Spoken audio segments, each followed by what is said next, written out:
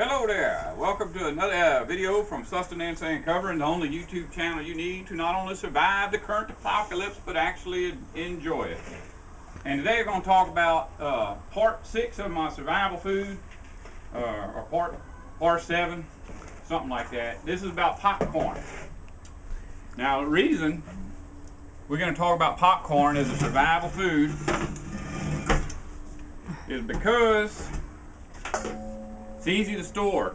As long as you got a dry, cool area to store it, it's easy to store. You don't have to refrigerate it. However, popcorn, like any other grain, flour, cornmeal, whatever, should be put in a deep freeze for 3 days to kill any eggs of weevils that happen to be in there, because them eggs will hatch and your popcorn will get completely filled with weevils. This much popcorn, and I don't know, I guess that's about 300 calories, maybe less than that. We'll make this much once it's popped.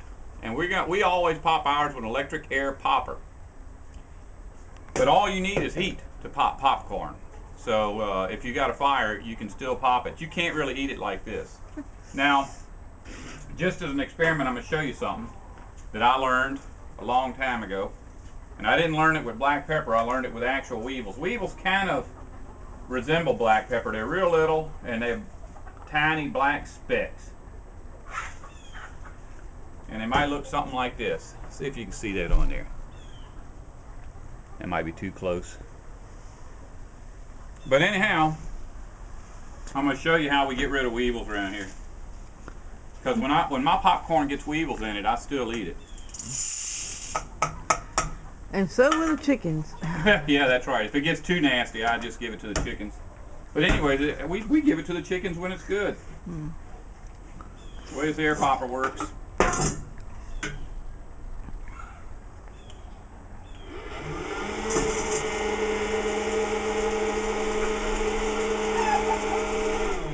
That's all she took. Now, if I kept that popping, it would eventually just pop the popcorn. But see if you can see inside of there. See all the pepper? I don't know if you can see that or not. The pepper came out. So that's the first thing you do, is just knock out your pepper, plug the machine back in, and pop your popcorn. Now, this is actually considered calorie dense in this condition. This is your storage condition.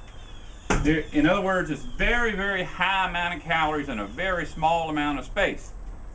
But once it's popped out like this, it's actually a diet food.